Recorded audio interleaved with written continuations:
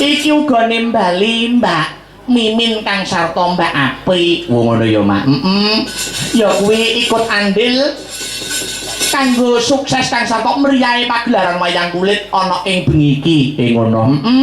Suwe ora ketemu mula dideke katuran jumeneng ya nok. Sepote nganggo aja dipleroki bablaske praon. Ngono ya, Mak. Aja pleroki bablaske praon. Para ben Mbak Mimin dan Mbak Apri menyapa para warga masyarakat kang mapan ana ing dusun Jabon Drenges Kertosana bengi iki. Ngono ya, Mak. Sumangga Mbak Mimin Mbak Apri katuran jumeneng wonten ing sasana budaya. Selamat. Yo. Yo.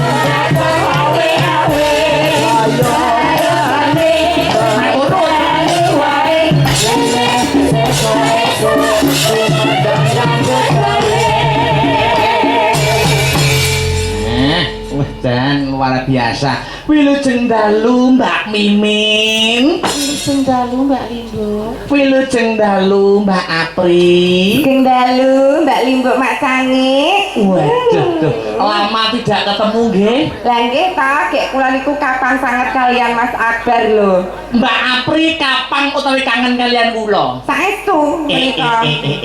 Kula nggih jane teng omah niku upami badhe bubuk niku glintang-glintung mlumah muret kapan ya iso ketemu Mbak Apri malih.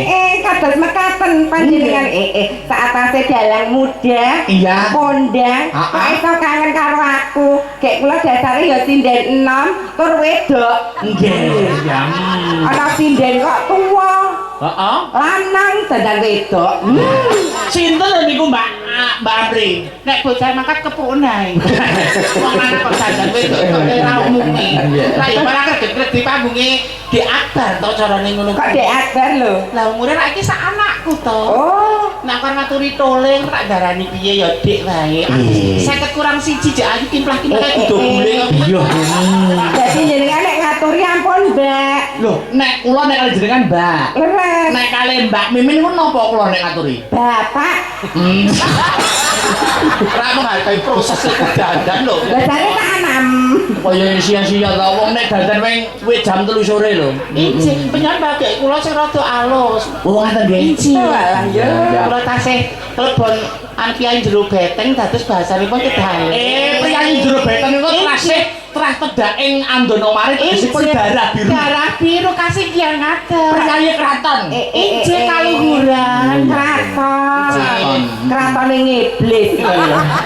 Seneng. Kraton Klatah Ngayu jo. Ngono lho, Nok. Oh iya, jenengan bagek ingkang alus. Aduh, wilujeng aku sudah nyeluk bapak udah. Oh iya punya mriko lho malah kelingseng lho piye takon nang ngono Pak. Gedhe. Ndak aja ngono to. Aja terus sambat. Wilujeng dalu Mbak Mimin. Dalu. Aduh kok cuek men to jare kon bagekne. Bar dibagekne kok cuek kaya ngono. Ini adalah salah satu treatment cara wanita membentengi diri. Wanita. Kan ana sing digodha langsung memeti, langsung paribasan payudarane diunjuk-unjukke. Ana sing klambine dibiak-biakke kanggo rok. Nek aku dengan cara yang halus wong lanang arep gogloh penggalihe. Kok goblok piye gila kok. Ini loh, Mbak Apri. Nang, Seperti yang disebutkan Mbak Mimin tadi katanya wong wedok liya ana sing ngantek susune diunjuk-unjukne Nggih. narik kawin Guna perhatian. Nggih. Nek Mbak Mimin kan nggak mungkin. Mboten mung. Lah mergo nek diunjukne kaos kaki melotrok njaba. kok kakek ta, sakniki pun ganti. Lah ngapa lho? Ganti kanebo. Jadi nek keringetan langsung meresep dhewe. Banyak wanita tuh mempunyai cara untuk membentengi dirinya. Enten sing muslim dengan cara berhijab. Berhijab. Dia berhijab. Misalnya belum bisa berhijab paling tidak dia pakai baju yang tertutup. Betul. Ada yang wanita latihan pencak silat. Wah, dinakali wong ning jalan dia bisa melawan. Ini Ini nak saya dengan tutur kata yang halus, ora arogan, jadi wong lanang arep teranyaan karo kula ya mikir.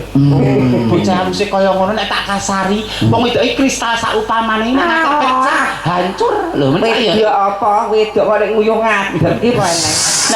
Nek nguyu lungguh bapak iki pri. Lah pun nggo kebaya. Heeh. Sanggulan wis masak ayu. Cantik kebelet nguyuh lah kok ning ngisor wit gedang ning kebon nguyuh. Kok arep rampung kok mesti kejang. Kejang piye? Kae ngono ngetus. Dadi mau yo ning lokasi wayangane mau ngadeg, Mbak. Nggih kenging. Lah darurat kok nyeslati. Ngono kuwi iki mbok yo nglunggone aku to, sebagai dalang ngono to. Ya ampun Mbak Pring ndereke masak bar bengi iki. Lah kok baru bintang tamu ayune kaya ngene nguyuh kok ngadeg iki lho. Kedahipun lenggah nanging menika darurat lho Kang Mas, lane piye takut jarane idol darurat. Iya ngerti aku nek lungguh ki kesreh barang. Tau lungguh malah nyapu dalan. Aku ironi jare iki lho Mbak nyapu dalan. Kok nguyuh lungguh kok lecet iki ya Pak. Ngene lho Lek. Injen ngake. Sowan wonten dalemipun Ibu Sobiatun. Juragan es krim Juragan es krim. Mula kula nyawang Bu Sobiatun kok awane adem sejuk. Aces ngono ya. Nek nyampe kok kaya nyedak neraka ya jelas. Kape-kape. Iki acara tetakan. Tetakan iki piye to, Jos? Ya kaya kowe dhisik no. Kok dadak. Aku ora ditetaki kowe kok.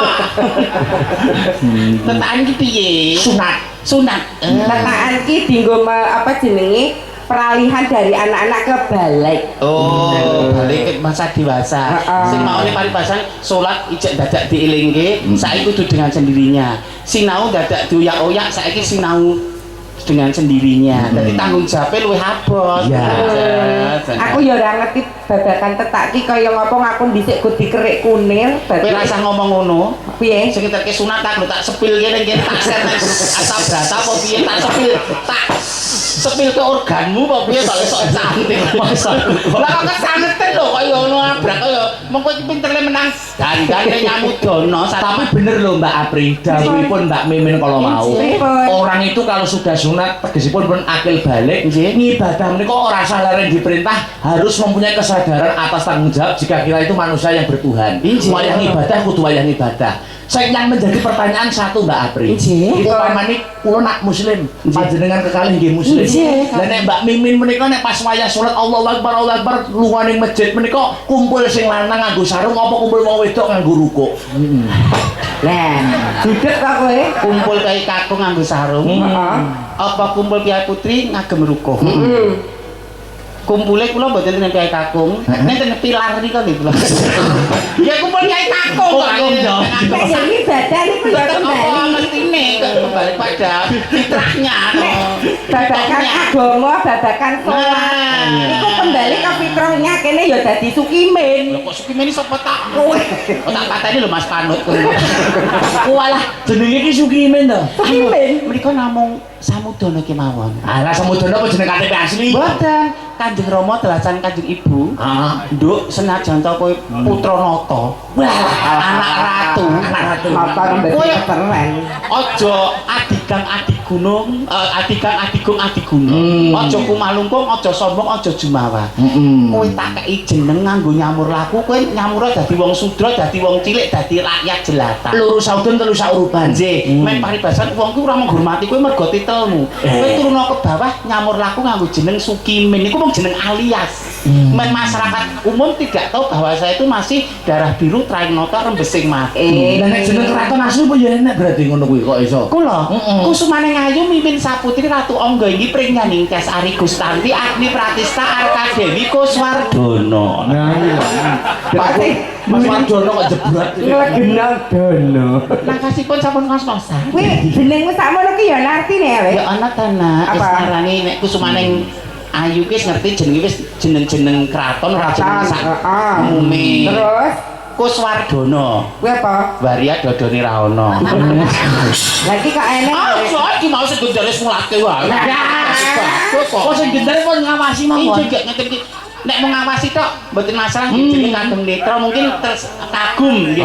Kagum dengan kecantikan saya atau kesabaran saya atau inner yang memancar dari saya. Inner beauty. Bisa jadi itu. Tapi kok kata-katanya sithik niku Mbak Pinten, Mbak Pinten.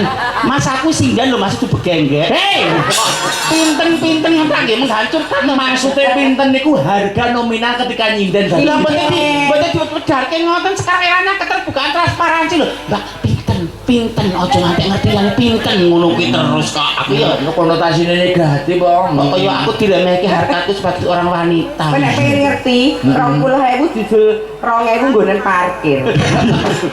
Gila nih. Oh, alah. banget. Matur sembah. Dari Anda donga kagem Dik. Sapa Mak? Dek Selo. Malindo. Ya, Dik Selo Malindo. Ya. Mugi-mugi dados putra ingkang saleh. Amin. Migunani tumrap bangsa negara tuwin agaminipun. Amin. Ibu Sobiatun kula dongaaken panjang yuswa sehat.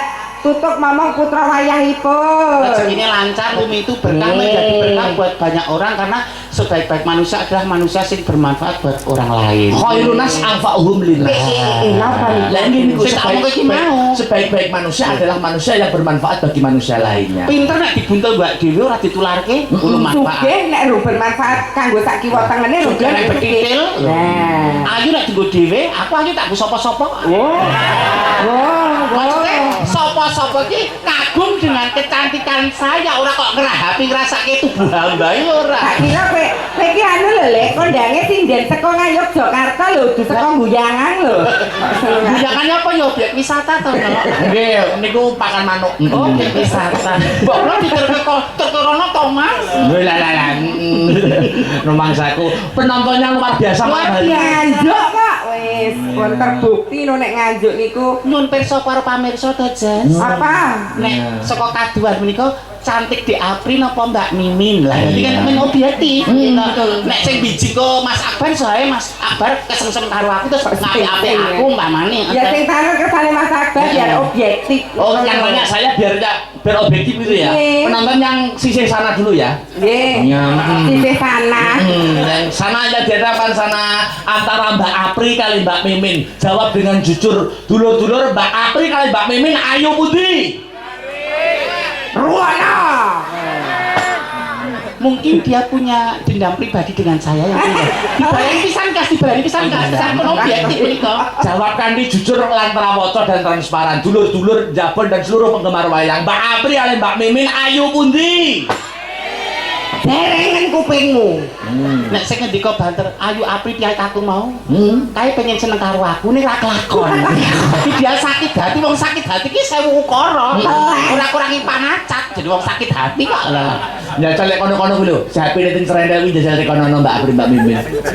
Lagi jajal. Ketoke nek ngematne Mbak Mimin kok ketoke ada ketertarikan iki mbok menawa aku panjenengan. Abang, niki bukan untuk kepentingan konten, bukan untuk kepentingan aneh. Mereka objektif. Kula kalian menungso Apri ayu sinten. Ayu koyo. Mula apa ki rumah sana nek wis suwek. suwek piye to? Suwek. Lah, nanti sampean ya ra suwek.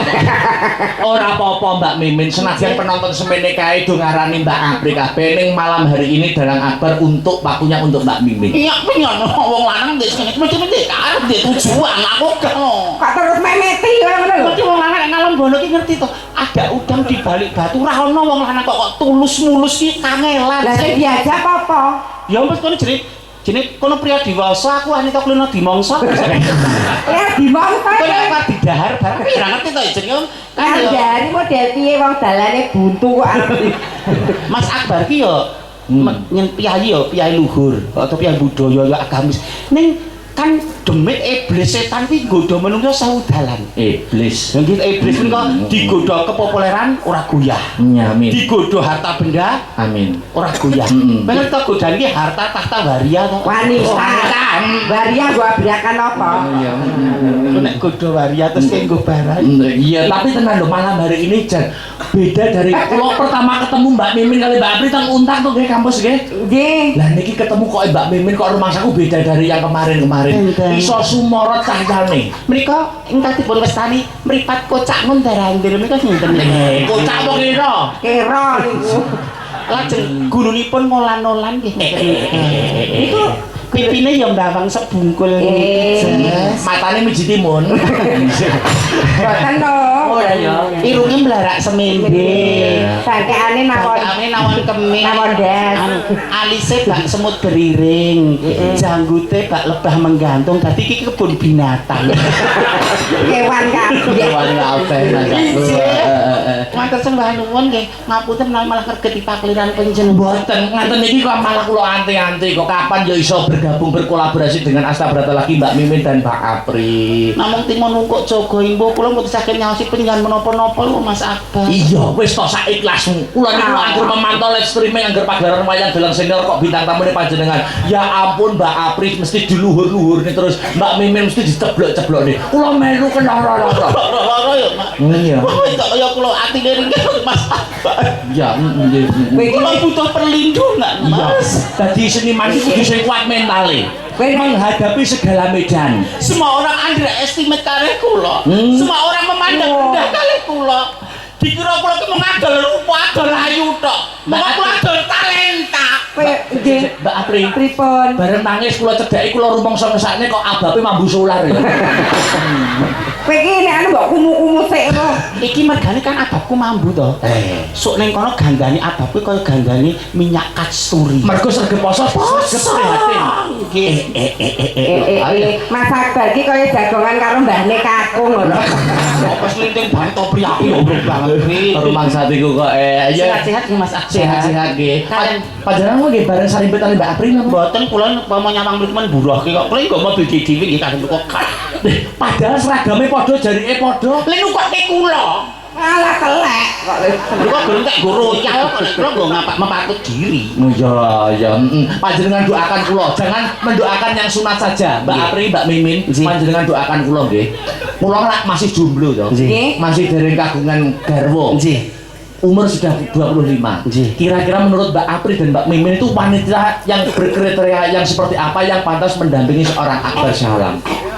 Ayo, Nek babakan pasuryan ayo, sinden panjenengan ingkang gangsal iki sepuh kan menika ibu panjenengan paribasan wong tuane panjenengan.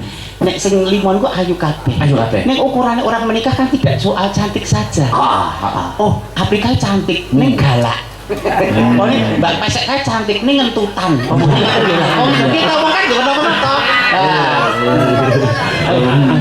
Yo Vika kan yo ayu.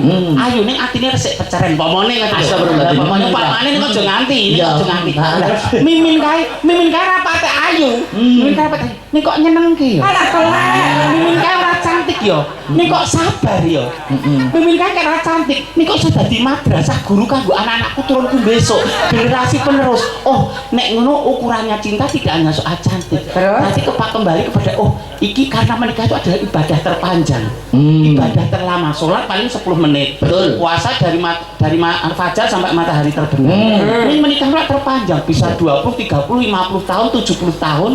Nek mau milih sak-sake mergo ayu. Keblondrok ke seluruh penyan. Bang milih kados kula ngoten niki. Alah ora iso digunakake kok dipilih. Aku ya wedok lho, Bri. nek wong kurep. Masa iku kok Alah kok nyerai ling order ki ngopo ayo.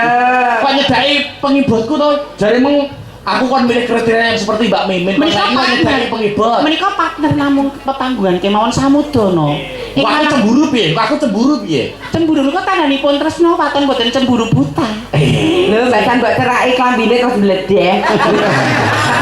Jane wah pranyata kawibawan kaperbawane Mbak Mimin ini patut jatuh jempol Kong kok mare gede prihatine kula menika. ngaten nggih Saya tidak cantik, kulit saya juga tidak putih. Kalau yang lain berusaha untuk diputihkan. sudah putih. Sudah putih kula mboten.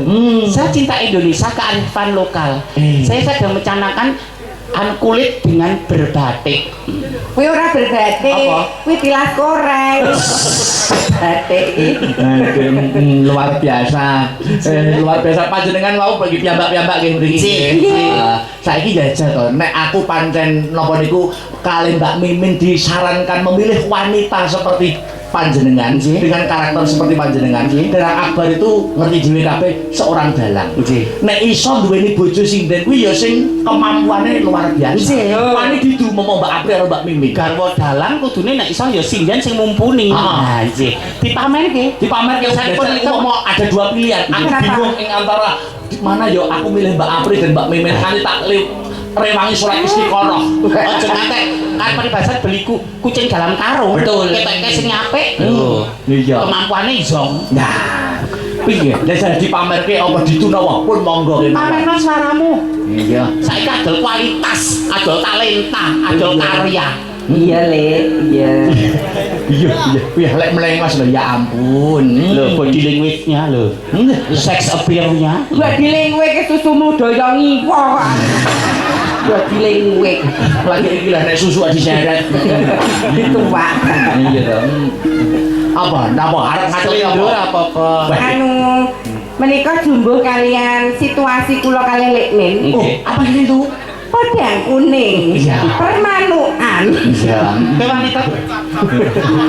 Wedang kuning bawa berdua nggih Iki. jadi sebelum aku memutuskan pilihan Mbak Apri kok Mbak Mimin ayo ya Aja Jan ngantek ke seluruh milih jodoh kok. iya ya Jan Mbak Apri sih Nadyan wujud temong teksi wah luar biasa Sok suara cantik. iya Pak Senyumnya kok palsu ngono ki lho lah. Kan ono to senyum formalitas sama senyum tuntutan pekerjaan sama siang Bapak ning cuman formalitas sama dari dalam itu beda. tapi suaranya luar biasa loh wis termasuk luar biasa Niki pasti berproses. Burung Mbak Yuling. lagi ya jadi gantian apa? Kesane miku riyen. wah bokur Nggih no. wah ya bokur ngarek bar ya terus monggo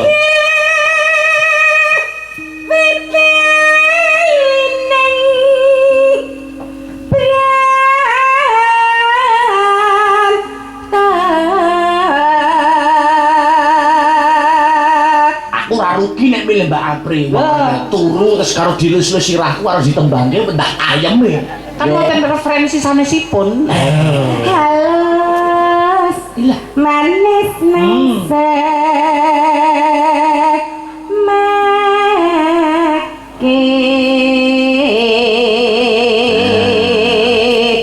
mangga Bu Iya nak. bubruk Tak antil dhewe lho. iya tak antil kak metu lanang ya jari ki suarane ki sing sesuai Pindingane Mas Raki Soro. sindane rada budek Mas wis tuwa Tambah umur tuh banyak kenikmatan yang dikurangi. Betul. Matane wis nyawang ra permono, talingane lik rodok suda lan sak piturute dadi ingatlah mudamu sebelum datang tuamu, ingatlah sehatmu sebelum datang sakitmu, ingatlah sempatmu sebelum datang sempitmu. Ojo jumawa. Resik toh, tapi pandangan berkurang, kuping pendengaran berkurang. Tapi panjenengan nak bulanan masih aktif toh Lancar. Kula malah nek Mbak Pesek kula tak ngerti, Mbak jenengan nek datang bulan nek garap sehari pinten ya paling anu seminggu pol-pole nek anu 10 dino. Aku kok petang sasi kok deres grejeh ora gelem. Niku bulanane ora ning nggone kok. Pindah teng kuping kok. Malah popok getih. Iya. Mbak Mendalik. Ayo. Sing hati-hati dipirsani Bu Sobiatun. Iya, eling ngefan tenan nggih Bu. Cantik to Bu, asline kan ya TV cantik iki to Bu. Hei. Bisa digok lho. Ajak. Dek Mas Akbar sing nunggu. Kesengsem Mas Akbar iki. Dicepaki sing cantik-cantik meso mirsanine rene terus kok. Kaya ana anu gravitasi bumi lho tarik menarik ngono. Bola apik-apikno. Iki kompetisi. Perjalanan 3 jam mosok ning kene swara remuk ra ya kewira. Iya. Klaten Nganjuk. Berpamer suara basa. Lah jek kirangan lho mesake Bu Sobiatun mbayar aku 20 yuta Mas. Iya. Kudu to Menang. Kowe lho sak kesempatan. aku ngandani kowe lho. Nek kowe niki bersaing ra sehat. Wis siji. Wis Mbak Apri jaten kok lek.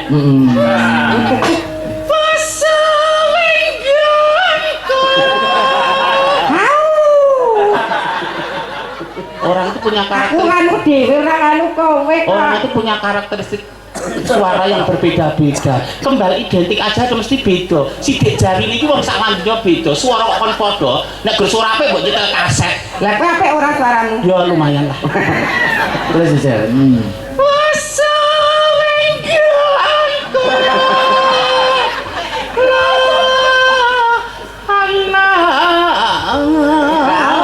Sik, tapi iki ada nilai plusnya lho. Iji, nilai plus Panjenengan kok kita ngopeni teknis teori wong nyekel mic to, Mbak. Iji. Nek Gimana sharing. kalau pinjem yang titik puspa itu teknik tebal tipis. Tebal Tapi tipis. tidak hanya banter terus, tapi tebal tipis. Tapi nggih, tapi nek kula teknik sendal pancing. Piye? Oh, sendal pancing piye? Lu. Kuwi ketae Nek terlalu dekat kadang nanti kan memekakkan telinga. Nek terlalu jauh kita nggak tahu mixnya sok kadang kita nggak boleh komunik sama saja ya. Jenenge teori sendal pancing. Sing aku Kuwi ngono gaweanmu lawas.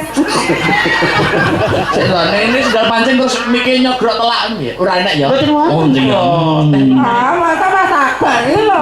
Ya, membayar aku kontrol nih lho. pikiranku ya terus merantau neng ndi lho. Iya, pikiran tak berantau. Ayo. Yo.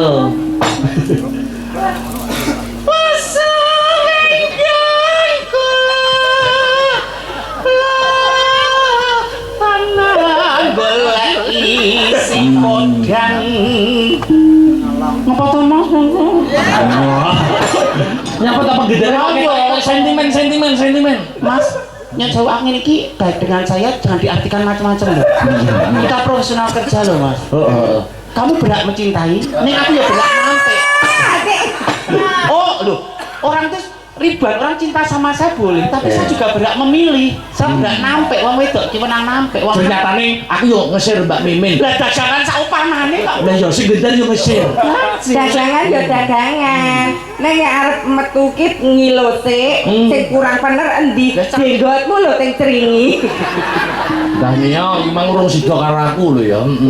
Lah nek nyocok turut weteng bari. Kok tekan-tekan napa? Napa? Kok tekan meteng barang iki dek napa? Kok ngajari kula sing mboten mbok. Mbak petok lemen kok Mas Akbar ki horor. Horor. Goleki alah goleki Alah le ngangge tangane iki lho le nyilak-nyilakke. Oh gelar. Kopel kali kula, Mbak. Oh alah. Kopel kali kula. buat orang yang sirik iki ndarani sombong. Pamer. Sombong pamer dupeh tuku mas-masan dipamerke. Tapi buat yang berpikiran jernih, oh ternyata wong wedok iki nek setiti hati-hati iso dadi daringan iso nyelengi.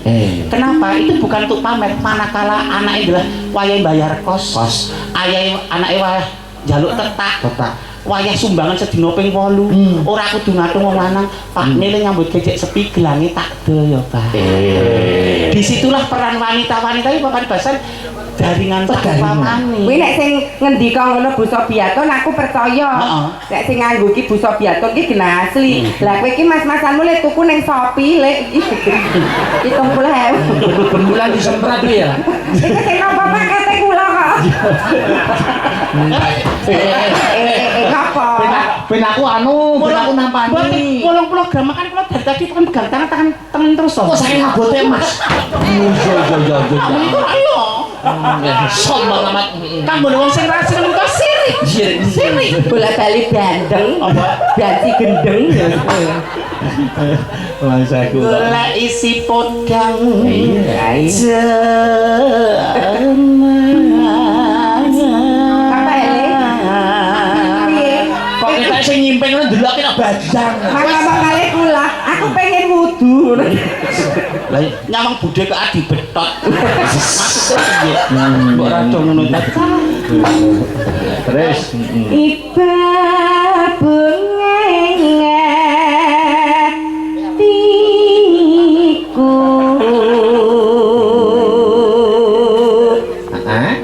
nyanding bisa dadi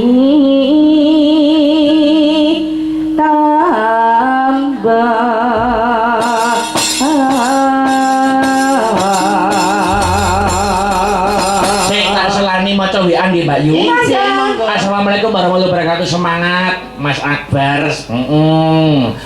Selalu untuk kaberkan menawi dipun maringi nyuwun gubuk asmara kagem sedulur FMA matur suwun saking kula Bapak Lasiman wonten TKP. Bapak Lasiman wonten TKP. Gubuk asmara. Tukang las. Oh, Lasiman. Mesti WA terus jadi kanca-kanca nanti apal ngoten lho Mbak. Niku Pak Lasiman. Oh, gimana pamundutan lho? Napa niku? Mas Akbar kasuwun fragmen lho mengke. Loh, siap lho. Framen napa? ya kok pilih nang anu dia cantik-cantik kae to. Lho pengenku karo kowe kok. Mboten Kowe dadi roll-on iki lho, Lek. kok rolokan kowe to? Sri panggung ngono to kok rolokan. Aku kelek lho, Pri. Anu aku pingine dadi watu wae, Pri. Lah ngapa? Men duyui perjurit-perjurit. Ya. Lah nek perang teng ngalas darurat apa zaman perang sik ono kamar mandi ora ono kamar mandi. prajurit-prajurit. Nggih. Lah nek sing nguyuhi bagus no kapakno, nek sing nguyuhi bangsa sing gampang ngono piye? Kletak. Ya, anu sik ya, podang Iji. kuning dulu ya. Ya, monggo langsung buka celuk monggo. Heeh. Saat neng omah wis ora krasa. Keluyuran handelek sing tak sayang. Bukti mikiranku leki ana krasa esok awan nganti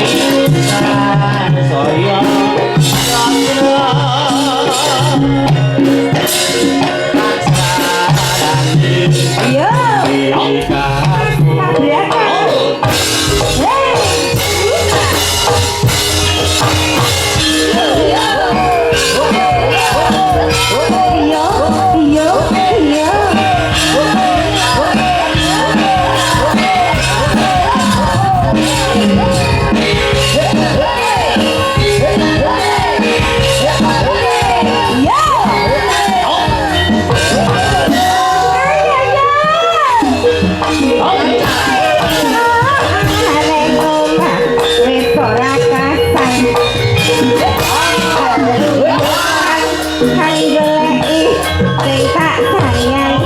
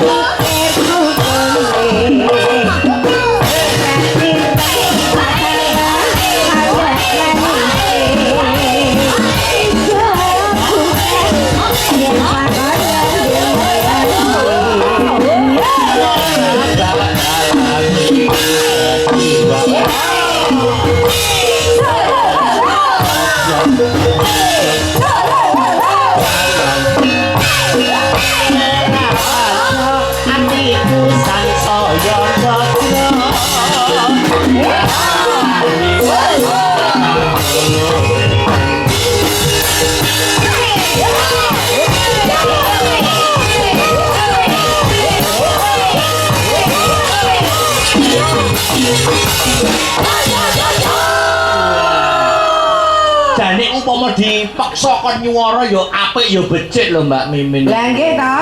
Kula niku mung mboten seneng umuk wonge. Alah, mung sarwa prasaja. Kula sawang niku nggih gerakane nggih berciri khas. Sithik-sithik gerakane ora terlalu vulgar tapi iso narik kawigatene wong lanang. Oh mboten seronok. Nek kowe kan seronok banget. Nek Oh Mbak Apri niku nggih. Nek kowe masih elegan, Mas. Nek lele kan punya ciri khas. Oh, napa niku? Jadi antara khas karo ciri akeh cirine. Masuk kecacate. Mas aku. Sing mau napa wonten pamundutan napa? Fragmen. Ramene napa lho? Apa, Lek? Manut panjenengan kula ya. Napa, Nggih? Apa? Lara jonggrang burun. Burung. Sri Tanjung Sida Paksa. Burung. Niku mawon. Napa? Sri Tanjung Sida Paksa jenengan dados Sida Paksa. Niki Sri Tanjung. Niku mungkin nek critane jenengan tindakan. Heeh. Lah ninggal Sri Tanjung. Ninggal Lah, ngono. ternyata Sri Tanjung niku diparani kalih Prabu Silahadikrama sing dipun Usah. perkosa. Ah. Neng mriku mboten gelem. Tapi jenengan kan napa jenenge? Heeh. Cemburu buta. Cemburu buta. Nah, mengke niku jenengan polo tenan. Aja ngono mriki drama kok. Jenenge drama ki ya. Drama iki ternyata rasio tok le nyambut gawe amang nyawa. Kudu totalitas lho. Lah sing Tanjung kowe ae. Lah proleh dhewe-dhewe kok. Anjir ya aku kok ya malah. Sik lha panjenengan dapukane napa? Bulan. Ketibal. Napa? Piye? Anu nggih ngoten mawon. Sri Tanjung, kula apa jenenge? Abdi Abdi. Taman jenengan Sida Paksa. Oke. Kersane disiarke MC Rumi. MC. Oh iki dapuk anu ngrotel, Ngerotel bayaran double kok. Iya. Multi talenta kok. Ya. Anu Mataraman, Mas. Duduk. Iya. Mau.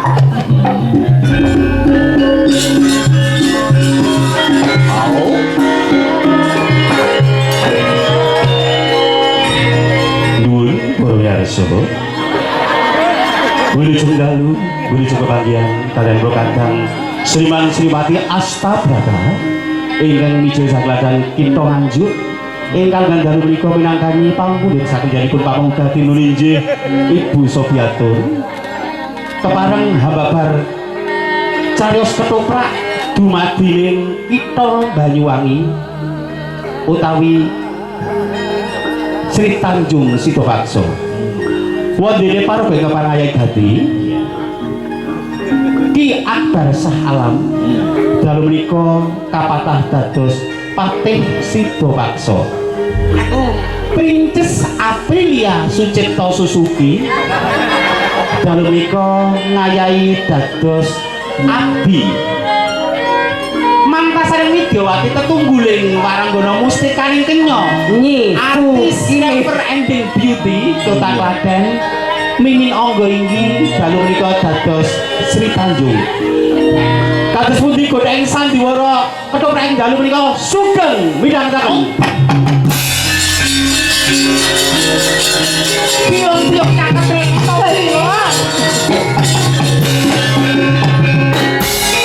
Gusti putri panjenengan ingkang kula tresnani. Piye Kula wantah panjenengan awet rumiyin. Kula tansah tresna kaliyan panjenengan. Kula wastani kok jenengan kados sedih niku wonten apa to Gusti? Biong abdiku kinasih. Sinasa sliramu kuwi bocah karang pradesan. Wis suwitoken kepatihan kini wis sawetara wektu nanging sliramu ora aku kowe dene pembantu utawa abdi nang karepku kowe dene keluarga pribadi biung kula dikrasani-krasani nang Taman Sari kepatihan. Raos ngaten wong kali panjenengan nggih gemati kaliyan kula. Ning ngerti koyo kang sliramu kandhakake mau. Yen atiku lagi sedih biung. Wonten apa lho? Sapa to wong wadon ditinggal bojone 7 candra suwene. Rasane koyo pulih pramene rasane kok gatel meneh iki. Mbok nggih ditumbaske selek nek jenenge gatel rasane ngatiku Kang Mas Pate sida paksa ngupati tumbaling negara ingkang awujud emas 7 plengkong gumbala 3 gelung kuwi mau lho biyong muga-muga melu ndedonga. kula dongaaken mugi-mugi Gusti Kakung napa jenenge Etuk gawe nggih. Tenang lumayan ndedonga lho biyong. Nggih ngoten. Nek Gustimu etuk gawe ateges sliramu melu ngemomok Wibawa bagian kene. Panjenengan ugi ndedonga mugi-mugi Gusti Kakung Siladi Krama enggal kondur. Penjake kok gancer temen to kok cocok karo aku kondur. Lho, menika kadang saking katembian. Menika kok kinase Kang Mas Pate sida paksa kudu tamat.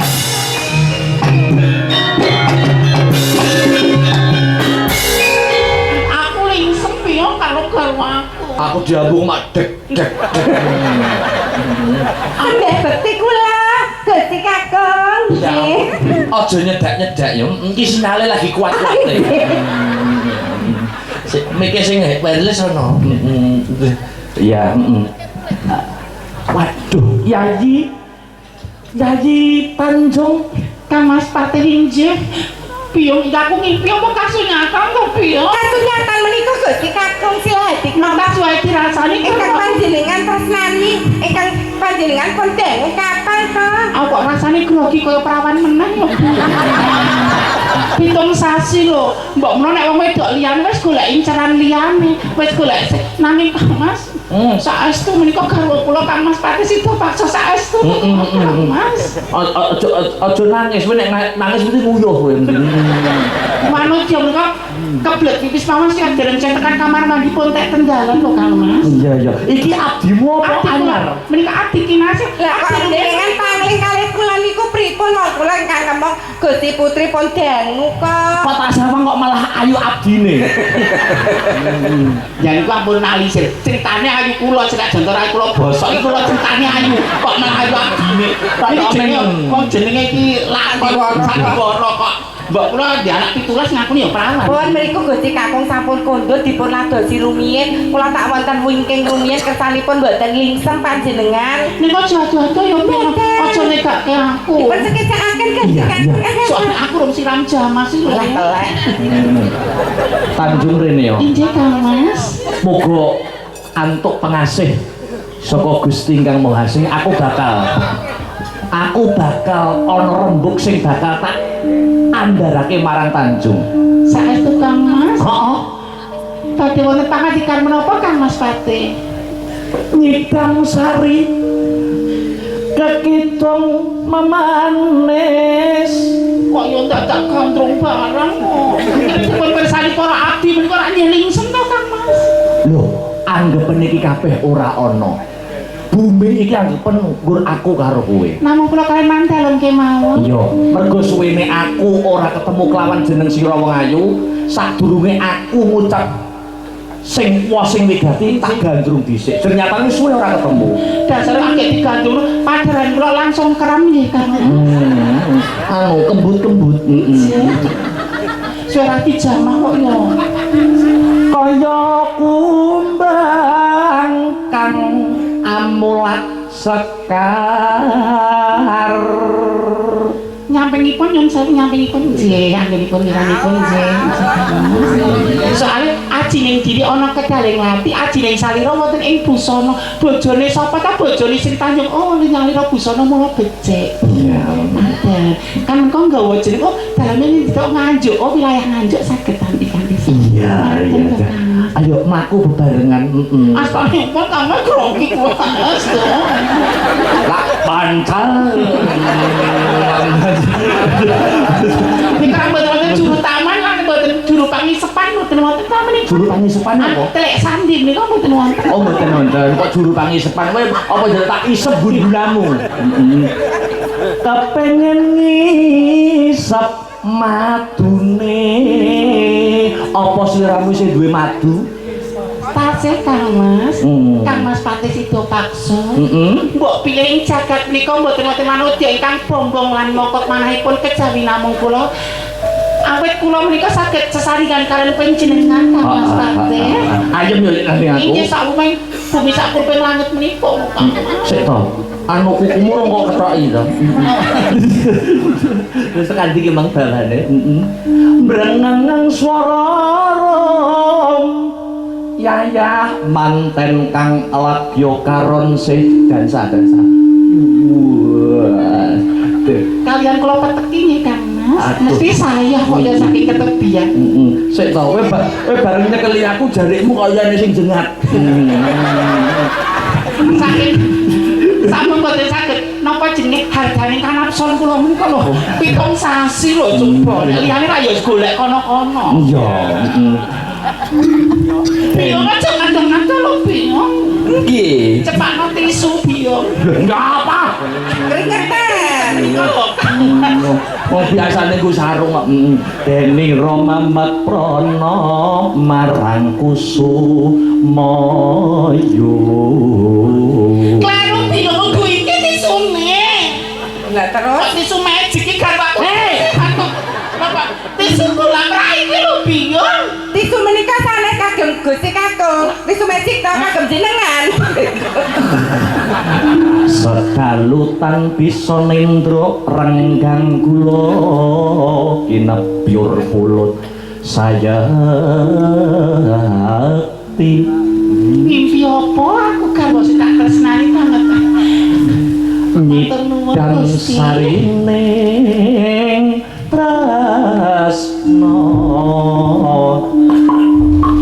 Sak saben penyambung rong kula. Lajeng pangandikan menapa ingkang panjenengan ngendika wigatos kala wau Kang Mas Patih. Kabar kang sumebar pawarta kang Muswarata Kiblat 4-5 pancer. Kasinggihan. Ana kabar ingkang mawartake lamun jeneng Sira Yayi Sri Tanjung kagungan rasa tresna karo Sinuwun Prabu Silhadi Rama. Satemah gandeng asmara senajan mung sarana sesinggeman. Kuwi kabeh mau kabar kang kabur apa kabar kang kababar ing kasunyatan. Kang Mas Patih Sida Paksa. Piye wong ayu? Panjenengan ampun kegujengan lho. Bojo 7 sasi ora ketemu lajeng. Ngopeni swanten-swanten mbok bakul sinambi wara. Garwa ingkang kula tresna panjenengan namung nang dalem Kang Mas Patih Sida Paksa. Ning iki kabar iki wis akeh sing ngrungokake. Kabar iki wis akeh sing ngrungokake, kepara wis manjing ana talinganku dhewe. Yen sliramu tumindak sedeng kelawan Prabu Silhadi Rama. Kang Mas Patih Sida Paksa. Heeh. Kene panjenengan pitados kalian kabar saking mbok bakul sinambi wara saking curute sandi. Iya. Boten pitados kalian kula Sri Tanjung karo panjenengan tuhu bekti tresna kalian panjenengan Kang Mas Patih. Piye Adi? Injih Gusti Kakung. Kondo Kang Walaka biung apa Kang kudu mati ana ing Taman Sari Kepatihan biung. Bendaramu apa tumindak sedeng? Ngaten Gusti Kakung. Kondo Walaka biung. Kula seksinipun. Asek sini piye? Kondo Prasojo biung. Prabu Silhadi Rama menika leres tindak wonten kepatihan. Menika astunipun badhe gonjak Gusti Putri Sri Tanjung. Ananging Iya. Gusti Putri Sri Tanjung menika Heeh. nggih adosi Gusti Kakung. Mimin. Kok Mimin? Suki kok Suki Mimin. sing Tanjung. Tanjung. Mas Pate injih. Abdimu wae ngarani kowe tumindak sedeng lho. Abdi menika wonten pepengkeran mboten ngertos sajatosipun Kang Mas Pate. Lah abdi wae ngerti polakanmu karo sira dikromongane kaya ngono. Kang Mas Pate kula badhe matur walaka kalian panjenengan. Walaka piye? Ning ampun duka lho. Ora. Injih kasinggihan sinuwun sila hati krama tumuju ing Taman Sari Kepatihan. Marani kowe. Ing setya bakal gonjak kalian kula badhe prawoso jasad kawula nanging Kang Mas. Kula tesih gemi tresna sejati ki tresna kula kalian panjenengan satemah kula boten ngladosi saestu sak randuning badan kula menika dereng kepok singgol kalian sinuwun sila hati krama kula boten matur doro Kang Mas. Siti osila dikrama. Ngicipi kowe? Boten kula boten ngladosi saestu Kang. Nyenggol. Boten Kang Mas narik pesok kesinggol bakal kula beset Kang Mas. Kowe nangis mu bekar. Nanging atiku wis kadung catu. Kedangan kepawacan menapa penjan pitados dan atur kula. Ojo Atur kula Kang Mas. dirungokne tangga. Panjenengan kesakitan lho. Lah kepiye to? Ndak wae Kang boten wonten jrung-jrungipun. Kula menika tresna kan panjenengan ora ngladeni wong lanang liya. Lah ora milik mulo bareng Kang melok. Dados karo pancen kula sampun matur nuwun. Aku tak mudun wong. Jenengan iku dadi sila dikrama kok malah kalah karo wong wedok ki piye? Lho muacane metu wae. Lah jenengan iki kudune nek ngono kuwi langsung disabet. Buat. Nek wedok ngandane sumpah sakit dene sing lanang. Dituapuk-tapuk tenan. Dupak-dupak tenan. Ojo bantah karo wong lanang, Tanjung.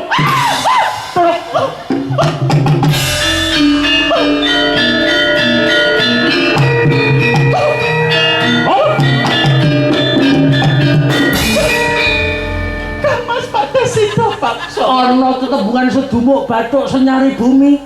Wong wedok sapa wani dumuk bathuke wong wedok sing dadi garwane nyawa totane nyatane. Kowe wong wedok sing kendho kembenmu kok wedok lelemeran. Apa Sri Tanjung kok diayan iki. Menawi panjenengan sampun boten tresna kalian Sri Tanjung kula dados boten dados menapa. Saestu kula boten dados menapa. Kawangsulaken dumateng tiyang sepuh kula nanging Kang Mas. Menawi panjenengan dak kula tumindak sedeng mrucut pinjungipun klemen kados proses kula boten tarimah Kang Mas. Monggo. Hukuming negara wis ngandharake sapa wong wadon kang gandeng karo wong liya sing dudu bojone nyawa kudu diilangi. Kapejana kula lila Kang Mas. Menawi dados menika mongko king penggalih panjenengan nanging kula saestu boten tumindak sedeng. Kula gadhahi atur. Menawi pusaka menika tumawa wonten badan kula. Lajeng badan kula kedalaken rah. Menawi getih menika nggondo bacin, nggondo batang ateges Sri Tanjung ladosi wong lanang-lanang tumindak lemer. Nanging Kang Mas, menawi getih menika nggondo arum, nggondo wangi. Ateges kula wanudi kang tasih suci ngugemi tresna kula kaliyan panjenengan Kang Mas Pate. Apa kowe wis samapta ing gati sawega diri nampa pusakaku? Sanes pusaka kang menika Kang Mas. Sanes pusaka kang menika takut.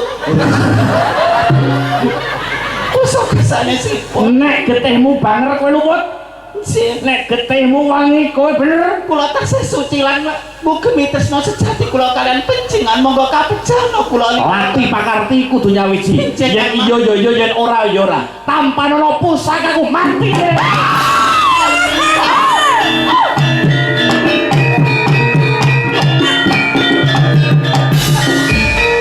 Lah Gusti Kakung panjenengan iku mbak ingkang sareh.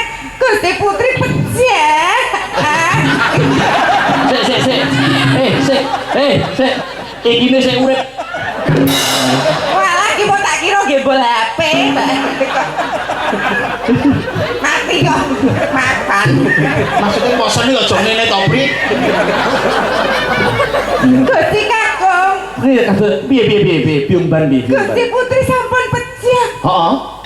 Ananging saderengipun kapejahi dening panjenengan kala wau. Heeh. kok iso melok nangis.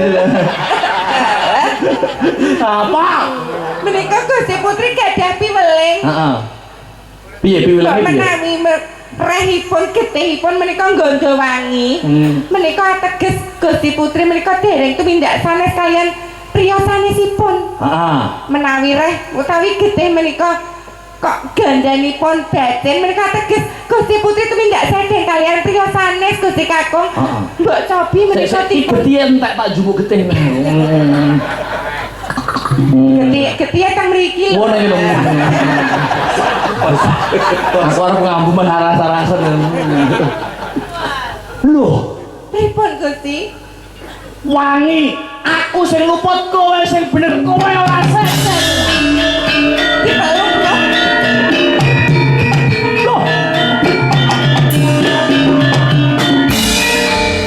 Getih wangi piye, Mbak? Menika ateges Gusti Putri mboten tumindak sedeng to. Ora. Nggih, panjenengan rungkit to Gusti Kakung. Hah? Dirangkul. Mati? Nggih, diuripke meleh. Apa jek iso urip? Pun terapi kok nggih. Nggih, tangi.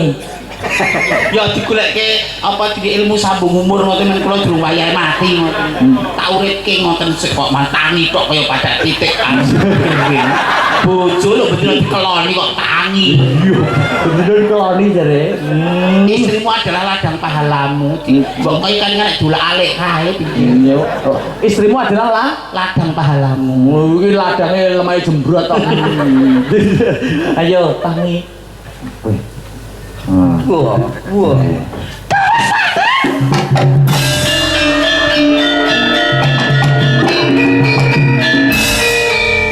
Wes siap bareng Nggih, sampun.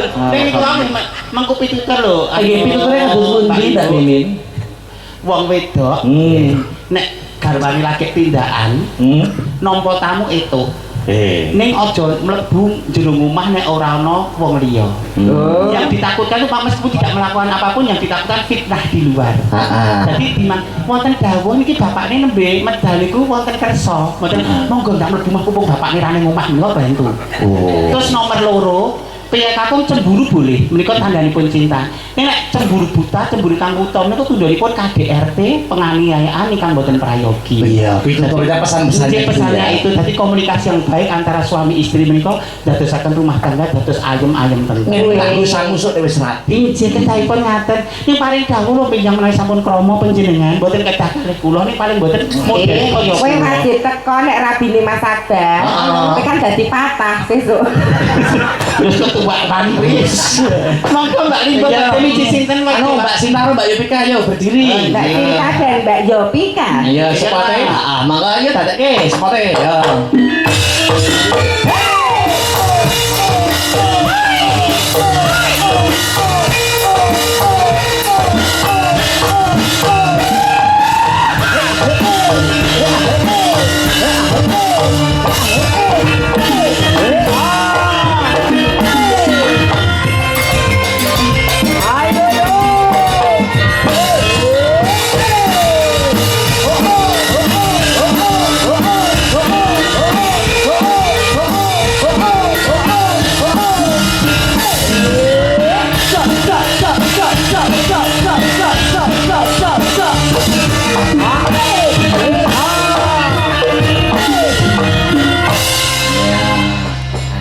Luar biasa. Selamat malam Mbak Sinta, Nduk Sinta. Nggih, sugeng dalu. Apa? Yopika. Aja om lho, keprok ngono. Pade. Ya, pemasaikat iya diundang Pak Ki wis ra apa-apa.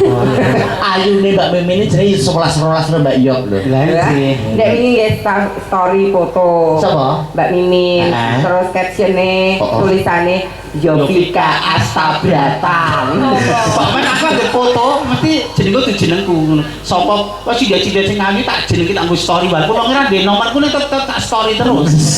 Oh ngono ya. Oke, kan nggo motivasi aku harus cantik. Oh, Dan iya.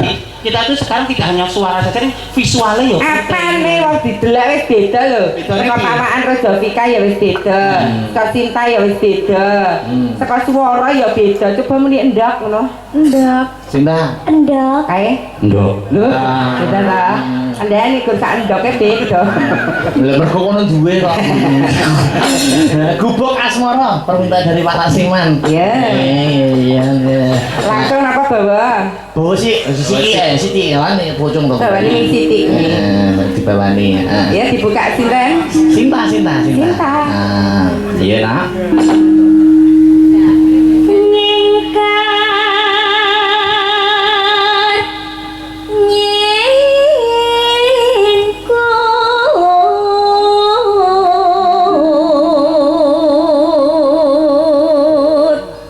Cilik ning powernya luar biasa. Ayo. Beauty ya wong ayu. Dadi sinden sing ketrima. Amin. Ya.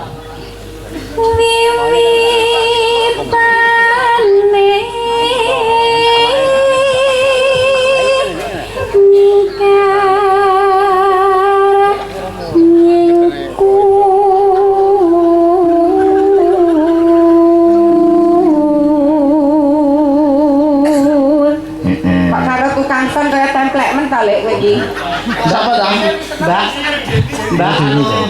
Mbak nek wong wedok ayu kaya kowe iki ya tau nggih tengu ngono mosok tengu ya. Kene ya resik no. Mangge nganggo kaca tekan tengu. Padahal wong lanang sing ceroboh ae tengu. Nek kemprong kuwi. Lah, kowe nek karo tuwa kathok ramadhan wong wedok saran duwe badan iki nganggo nganggo soklin kok ana apa jenenge? saiki Kok baiki to. Men nganggo sing resik iki jenenge apa merek ramu. kowe wani nggodho tukang son. Kowe engko dipateni sedulurmu lho. Sapa? Manuhara. Aja, enggak usah. Aku jan pengen seduluran aku enggak. Iya. Sedulurku Manuhara aku yo ngapura iki mung Sadurunge ku dhewe riyen enggak seneng ya ngoten niku. Apane ya lek segala elemen masuk ya kita. Sedulurku Manuhara aku yo ngapura. Wah, ora sida liyane iki wae. Aku jenenge seduluran timbangane mung penake semene terkasane sundul langit. Pada bensin sani ya. Terus. Ya nderek cinta.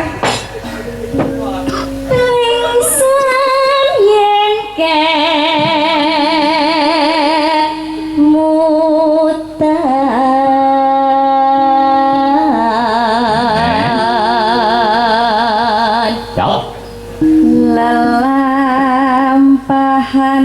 Kowe ngake Jovika ngono banget to, Lek. Nah kok Muka Jovika kok iso berkilo nek aku ditempelki wedake wis padha nempel ya. Maksudnya apa ngono lho rasane kan aku Nah Jovika iku ukuran iso putih ayu. Lah kowe ukuran kok kelawu Lah iki. makane aku apa wedake ya nganggo pon aku nganggo kliwon.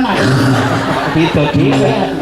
Alah, Wedak pasaran. ukure demit. Ya. lelampahan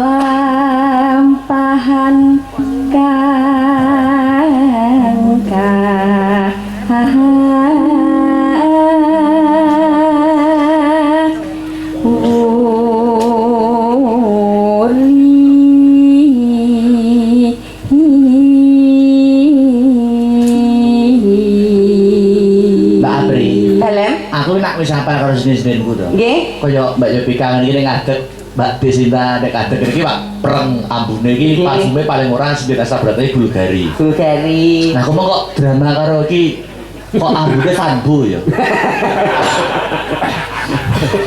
Ngopo ora minyak nyong-nyong sisan. Banget. Kenyang. Bareng yo, bareng. Anu, terus yo.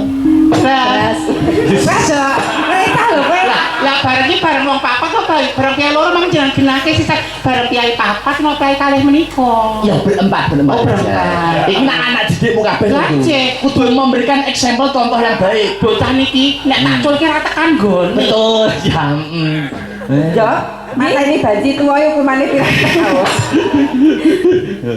Yo. Ya, 1 2 3 4. Ya. Tresno. Siapa omong sing belajar? Sukimin. Berarti mau beda nafas kurang lambung sithik. Oh iya. Wis wong loro ayo kagen. Oh iya, wong loro ya. 1 2 3 4 ya, yuk. tresno tulus nadyanengku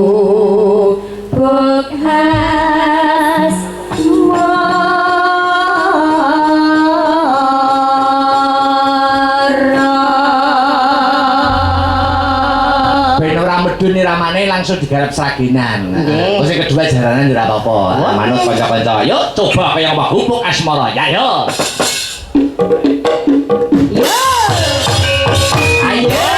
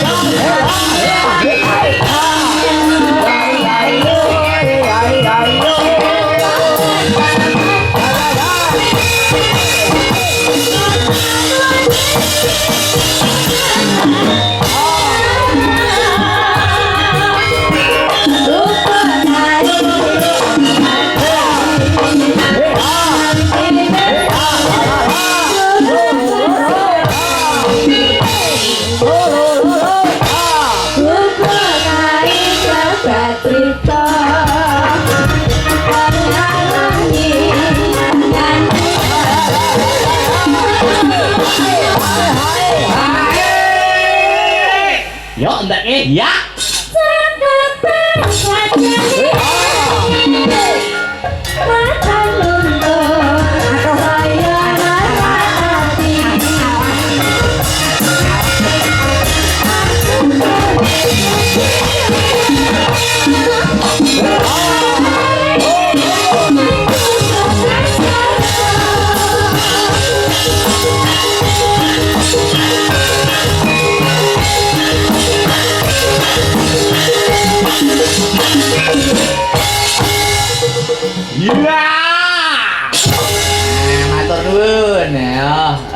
Sik satu kali lagi pisan kas dintek iki. Oke. Mbak Yul. Malek pelok Dik Beatrice Mbak Pesek karo Mbak Seli. Ayo. Bertiga. Sepoti sik melak ya ta. Ya, yo.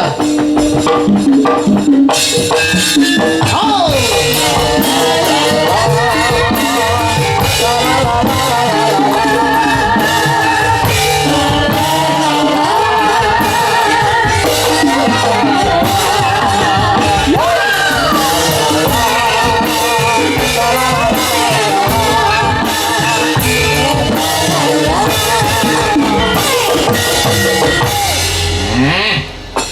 Patricia, Mbak Pesek karo Mbak Patricia, Mbak Pesek, sing siji apa? Mbak Seli. Seli. Sinjane jeneng apik-apik lho. Seli, Patricia, Pesek.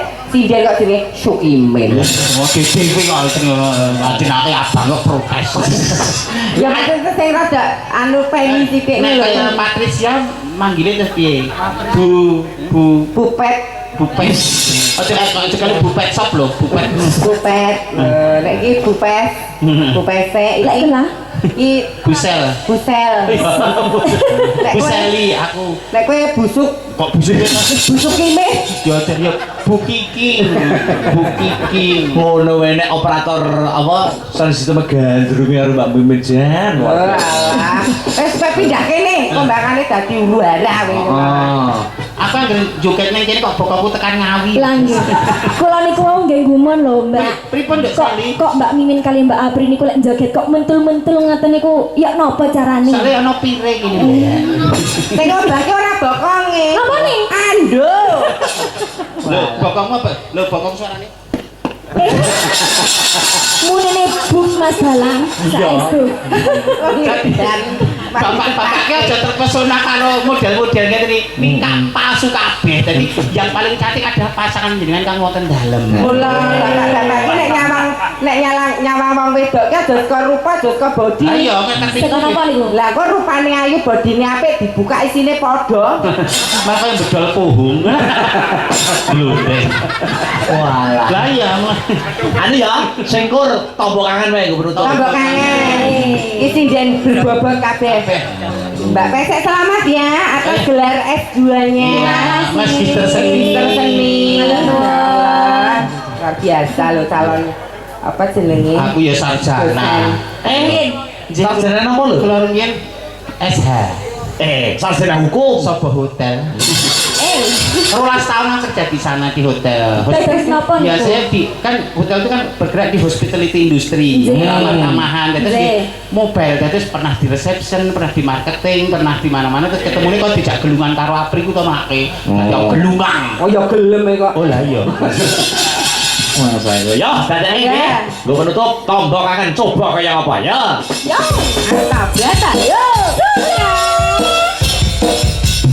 Hey, yo. Hey.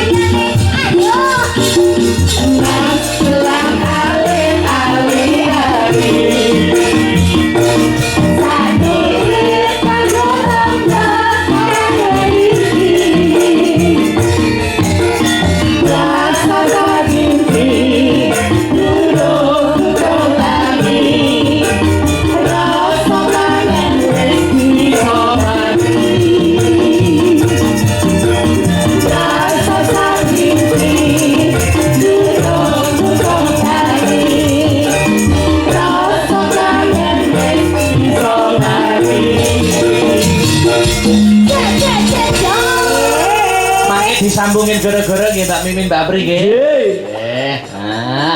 Ya. Duh.